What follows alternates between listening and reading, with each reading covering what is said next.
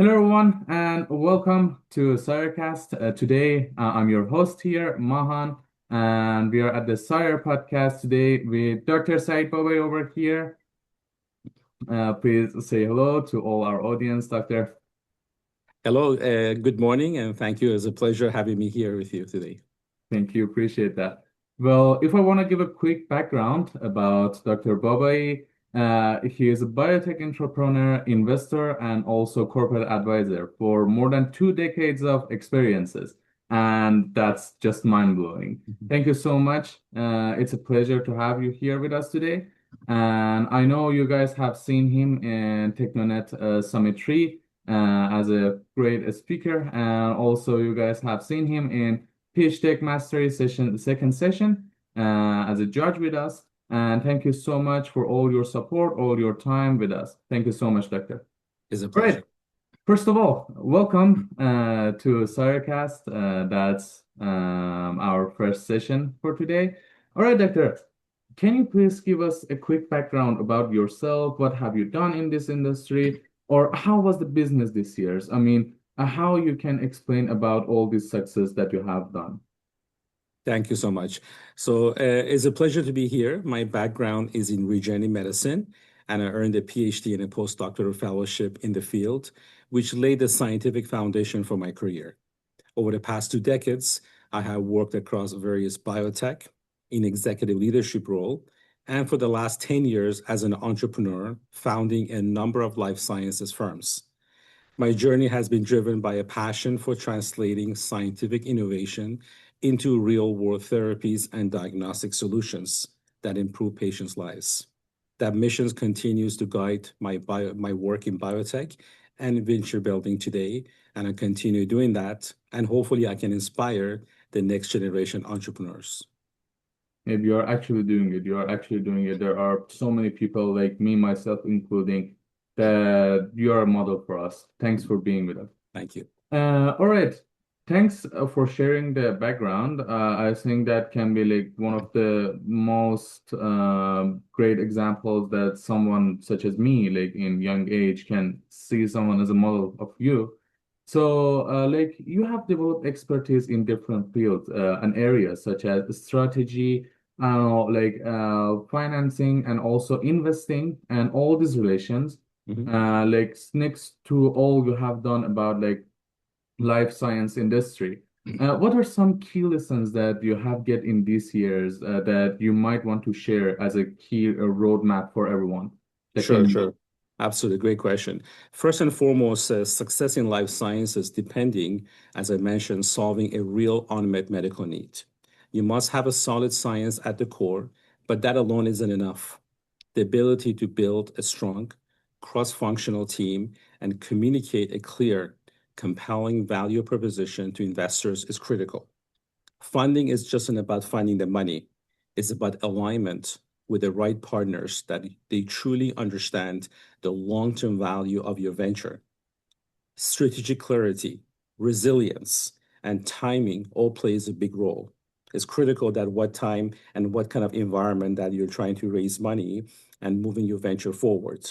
And finally, probably the most important one is execution.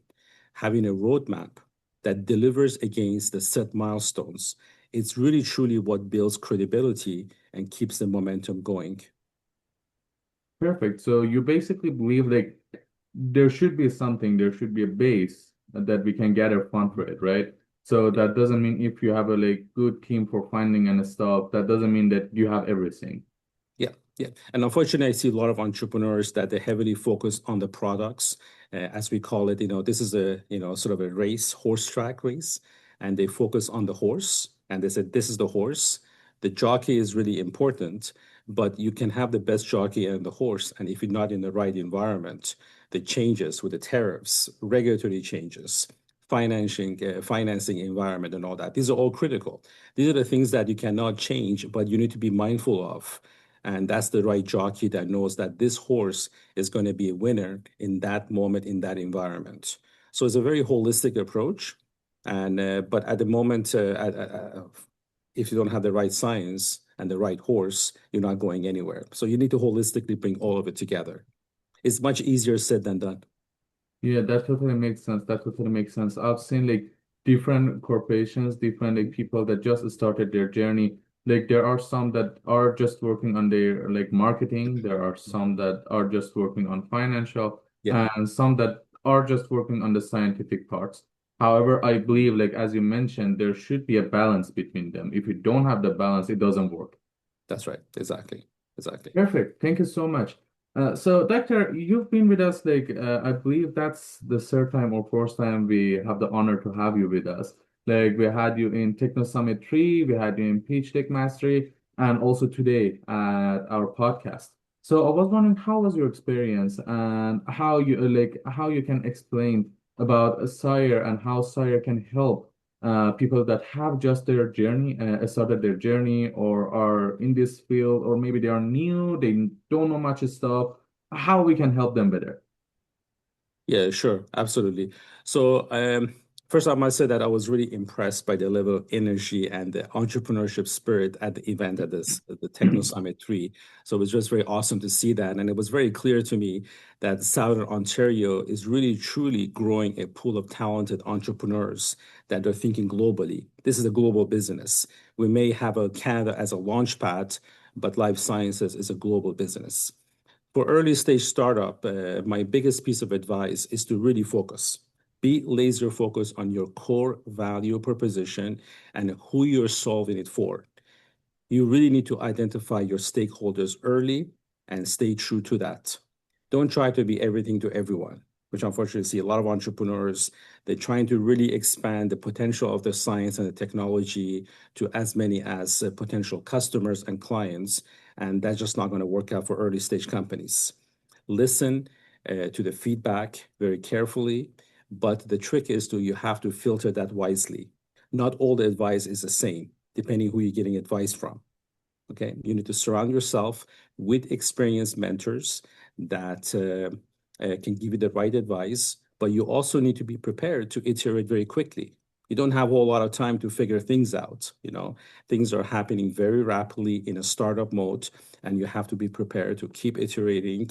And that should not be confused with a lack of focus. You're focusing on the goal, but you're iterating as quickly as possible based on the advice and the environmental changes. And finally, I'll probably say the most important thing for startups is never underestimate the value of storytelling. Storytelling is very important. Now, that's why at SIRE, with these mentorship programs and these pitch deck mastery, hopefully individuals like myself and my colleagues can actually help the entrepreneurs to polish the storytelling because it's just not about the science, it's about how you tell the science. And you can expect your stakeholders, whether the investors or strategic partners, that they really understand the science and your technology as well as they do.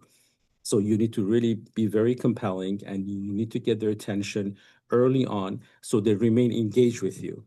So that's very important. And that's one of the areas that SIRE is really assisting with entrepreneurs with involvement with individuals like myself and my colleagues. Thank you so much. That's so much of values that we are getting. I know it's there are like so much of experiences behind each word that you are mentioning. And thank you. Doctor, is there anything that you want to give as an advice to people that are around, people that are confused with their company? They have the science, they want to start the company, or they might have the money, they don't know how to use it. Like, what is something that you want to give as advice, Mhm. like briefly, basic of this 20 years of experience, more than 20 years actually? Yeah.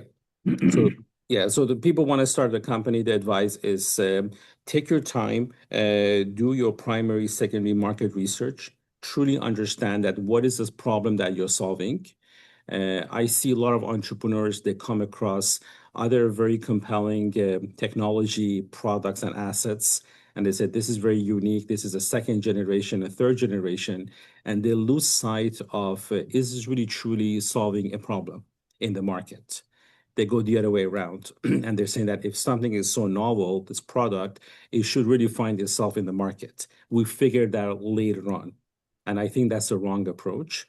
You have to go really backwards. You got to start with the market. You got to talk to potential customers and clients. You don't have any product and technology to sell them, but you can speak about a target product profile, as we call it TPP.